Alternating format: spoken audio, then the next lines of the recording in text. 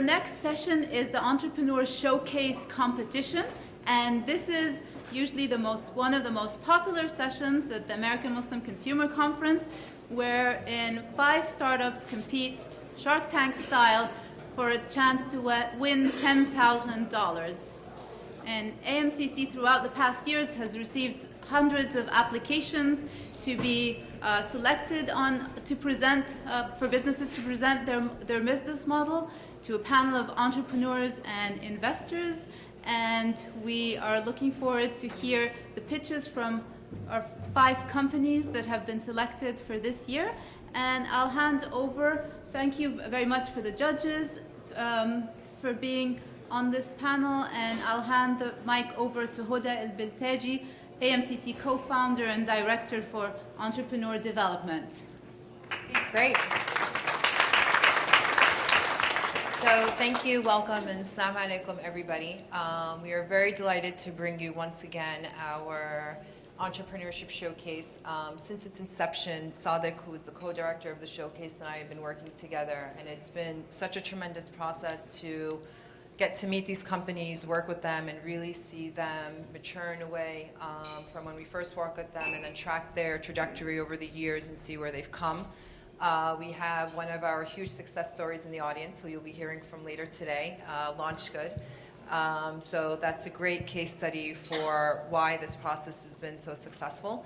And we are very eager to introduce you guys to the next set of hopefully change agents and disruptors to the economy. So wanted to first introduce our esteemed judges, and by esteemed, I think that's an understatement. I was going through their bios and their sets of accomplishments, and I was trying to narrow down what words I would pick to describe some of their companies or what awards they've gotten, so I'll try my best. So first up, we'd like to welcome Larry Richards.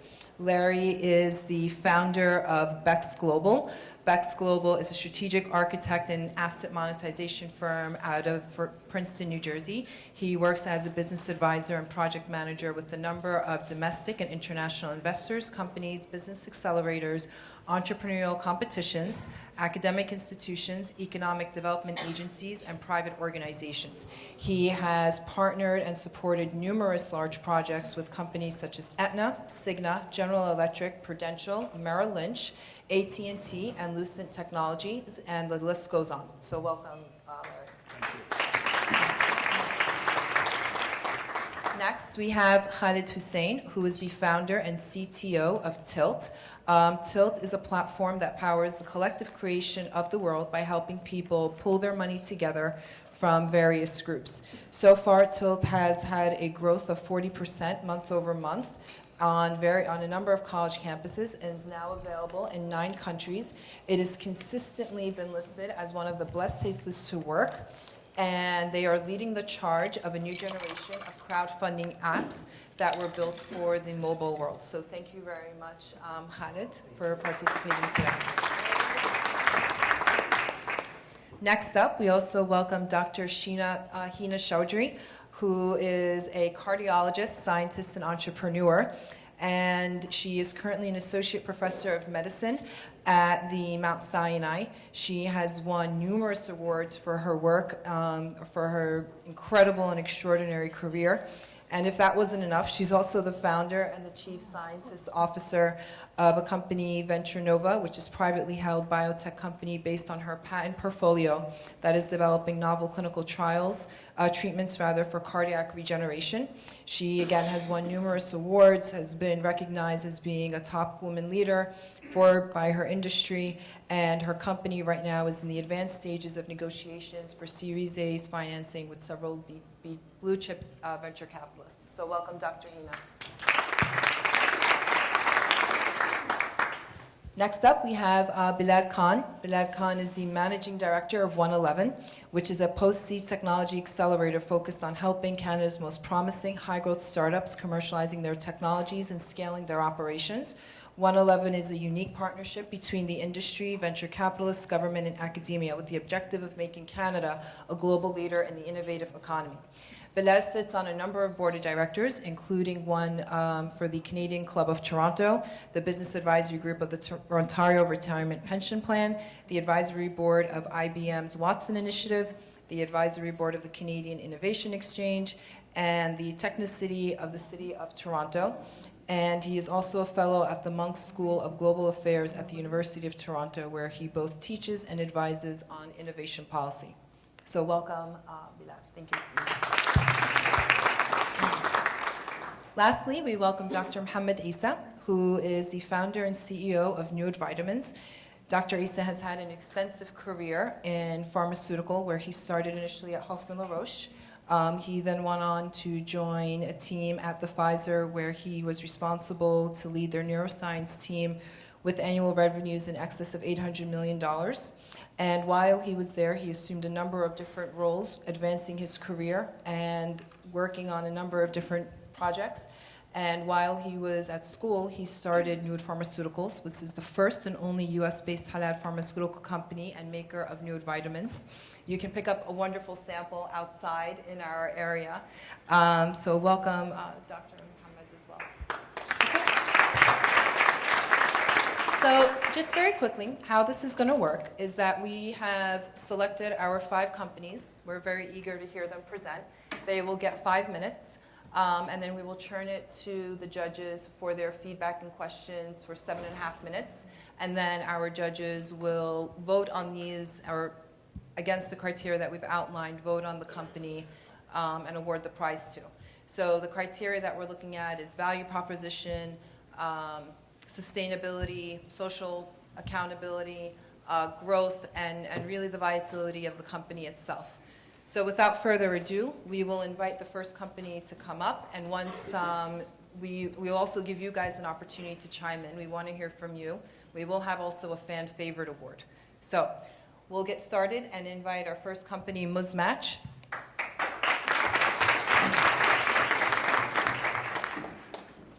And welcome to the stage. Assalamu alaikum everybody, my name is Shazad Yunus and I'm the CEO and founder of Muzmatch. Muzmatch is a completely free app launched in April 2015, which basically helps single Muslims get married. If you ask Muslims, we don't really date, we get married, that's what we do. But if you actually speak to a lot of people, especially professional Muslims, both here in the States and even in the UK where I'm from, so many people will say that it's actually really hard finding a spouse. And with Muzmatch, we actually aim to empower people and give them the tools to help them find a partner. So how does it work? Basically, you download the app onto your phone and create your profile. We manually vet it versus with selfie verification with your phone number and email. And then we actually use a lot of the information within your profile to actually and feed that back into our algorithm to decide who we should present to you and also who we should present to other people.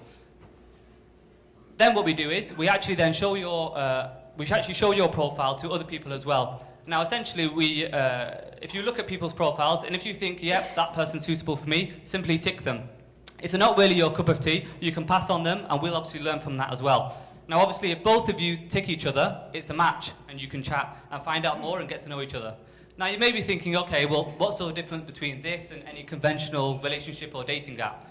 Well inherent within Muzmatch, we've actually embedded a lot of key Islamic principles that reflect Muslim sensibilities. So for example, these are actual extracts of our app itself. So for example, in our app, ladies can actually opt to have their photos completely hidden if they wish, and really control who can see that. Also, ladies can actually include a wali or a guardian, so that there's always a third party present within conversations, which is a key Islamic principle. Also within our app, we have some quite slick and quite, I've never seen before, behavior rating systems, as well as peer-to-peer rating. And with all of that in mind, what we aim to do is actually ensure that Muzmatch is a safe and serious community of Muslims who are actually looking to get married. Because if you ask nearly everybody who've used other services, girls especially will say it's either full of creeps or time wasters. And that's really what we don't want. Alhamdulillah, Muzmatch has really grown. We've reached over 110,000 members across 123 different countries. And that's almost exclusively by word of mouth. We've generated over 1.5 million unique conversations. That's 1.5 million unique chats where two people have said that they're interested in each other. And that translates to over 40 million messages actually sent within the app. Now, in terms of user retention, traction, and loyalty, we're way above industry averages. We see over 30,000 unique monthly active users actually using our app. And that really shows that Muzmatch has a real utility and value for our users.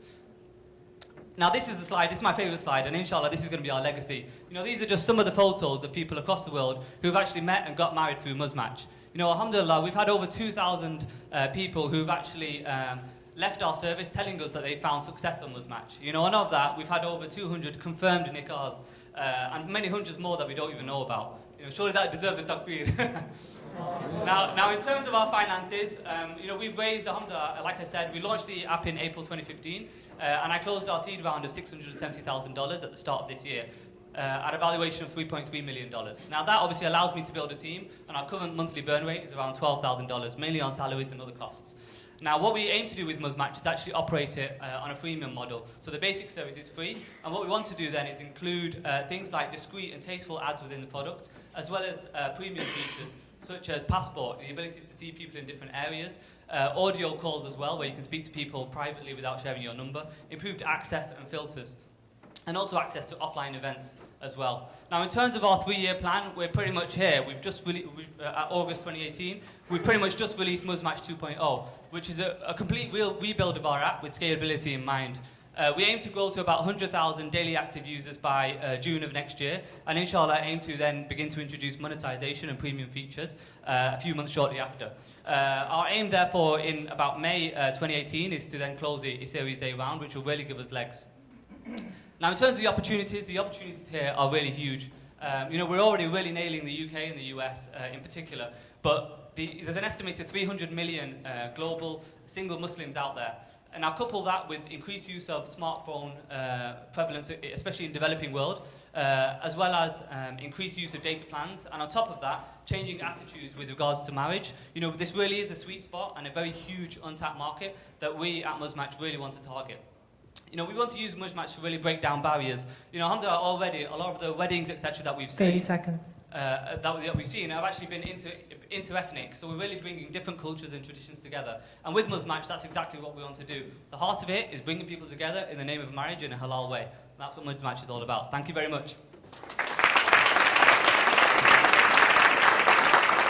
Okay, great. Thank you so much, Shaz. Larry, do you want to start? Yeah, thank you. I mean, I thought that was a very good presentation. You have what we call a macro business as opposed to a micro business. And what I would encourage you to do is really recognize that and think about where you are. And what I mean is, rather than simply one demographic group, and you touched on this, you have a model that could reach global populations and could be cross-cultural. And as you do that, pay real attention to your revenue model. And because you've got to do 3 things at once, and it's hard for an entrepreneur. You've got to focus on where your next customer is coming from, which you seem to do very well, but also don't take your eye off those macro customers, if you will, that you could reach that seem to be outside your preview right now, but may not be. And then as you look at those 2 markets, really make sure you understand your revenue model. Make sure you understand that each new customer, how does that new customer impact your EBITDA? Because that's what long-term investors are going to look for. And I'd also encourage you, someone used the phrase before, think big. And it's an easy buzzword to use, but get a really good feeling for the amount of money you need to optimize this business in the future. Bismillah. Great, listen, man, this is really cool. And I'm not gonna say this is the Tinder for Muslims, even though I just said it. I actually think it's not a bad thing. I think there's a really important thing in our tradition, which is we learn from everybody. We just take the good and leave the bad. And I think that's kind of what you did here, and that's a really important thing that I really like about this platform, is that it's solving a real problem that we currently have, and it's trying to impose or not trying to build it on top of the Islamic foundations that we have, which is really great. I think some of the problems that you kind of see coming down the road is building social products are really difficult. Building dating apps is doubly difficult. And the biggest problem there is the barrier of entry. It's very easy to build a similar competitor. So I'm really interested to know if you've really thought about this. What's your defensibility for anybody else coming into the market with a very similar app that is technologically it's not that difficult to build, but the network effect is kind of the top part. I mean, essentially, you're right. It's very easy to build an app. The hardest thing, especially any app developer will probably tell you, is the hardest thing is actually getting people on your app and continue to use your app. And I think with Muzmatch, we really nailed it. You know, I mentioned our churn and our traction. We're way above industry averages. And the reason is because we focused from the beginning of having quality people on the app. The time wasters and people who just want to play around and all that kind of stuff, we want them to go somewhere else. We're not really interested. We're interested in someone who's serious and actively thought, yes, I actually want to get married, but wants a new, more modern way to do it. And we found that the quality of our users are what keep people on Muzmatch, and obviously attracts other members as well. Well, I would encourage you, don't get trapped into that app mentality, because as I said before, you've got something much bigger than an app. And I think it's a trap to think of yourself as a social media. Yeah, no. Because again, what you do has application across a number of different things. It may start with marriage, but that quickly plays into household finances and things of education, things of that nature. Yeah. So when you think big, think of those sectors that you touch as you put this business in place. Not this app, but this business. Yeah. I think one key thing that we want Muzmatch to kind of be the initial lead on is ultimately, as I ended the pitch with, we want to bring people together. So firstly, that's a long marriage, but it could be across so many different avenues. One thing we actually want to build in there is a network effect, because we have a lot of people from across the world with different backgrounds who actually want to meet and talk with each other. Yeah, and that's a different pitch than saying we're finding people that want to get married. Exactly. Okay, great. Do any of the other judges have questions or feedback? Yeah. Assalamu alaikum. I think you're going to get you may very well get a spike today in your app downloads. I can actually see the locations. Yeah, There's hundreds I saw a few people pull out their phone and started doing something. So great app, really cool thing you're working on. Thank you. A few kind of points I would make here. You had a slide up there, and the title of that slide said Muslim sensibilities. Yes. Scrap the Muslim.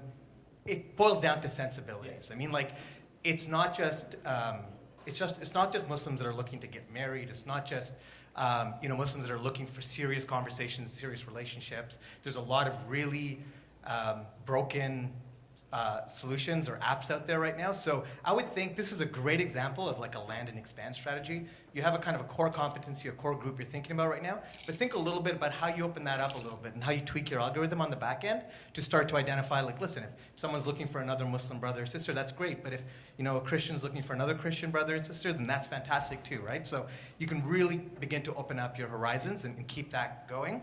Another point I'd make is to quality and your curation of the community you're building there. That is key. The moment you have a couple of bad apples in there, that's like a cancer, and it's going to spread really quick, and suddenly your value proposition completely disappears. So whatever you do, whatever you have to do, whether it's manual, automated, or both, you should really keep a high curation level to what's going on and enforce that. And the last thing I would say is more around some of the things you're looking at doing next year. You talked about closing your seed round right now, but moving towards your Series A. My advice to you is don't assume you know what metrics you need to hit to get that Series A financing. Go and talk to the investors that you want in that next round of financing. So if you want, Andreessen, or you want Sequoia, or you want, fund X, Y, or Z, go talk to them beforehand, well before you need to raise that next round of financing, and say to them, what is an interesting metric? What is that killer metric you're looking for? What number do we need to hit in order for us to be interesting to you? Well, and protect that should your help you. equity, Yeah. because those big names like that are great. Yeah. But frankly, if I were you, I'd be looking at the second and third tier investors right now, because they're going to be much less greedy. You're also in a position you can be the minnow that swallows the whale, because as those other sites stumble and run into problems, you're going to find some assets that you can acquire at very attractive prices. Find a financial partner who's going to stay with you in the long term, not just a hit and miss Series A. Yeah. And I honestly think, regardless of whether you go with top tier investors or second level, one thing you really need to figure out is what is the network effect.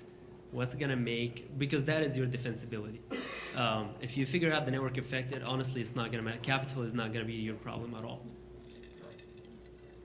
Okay, great. Well, thank you so much. We'll give the judges a short period of time to do their voting. And in the meantime, we'll queue up the next presenter. Thank you so much, Shajad.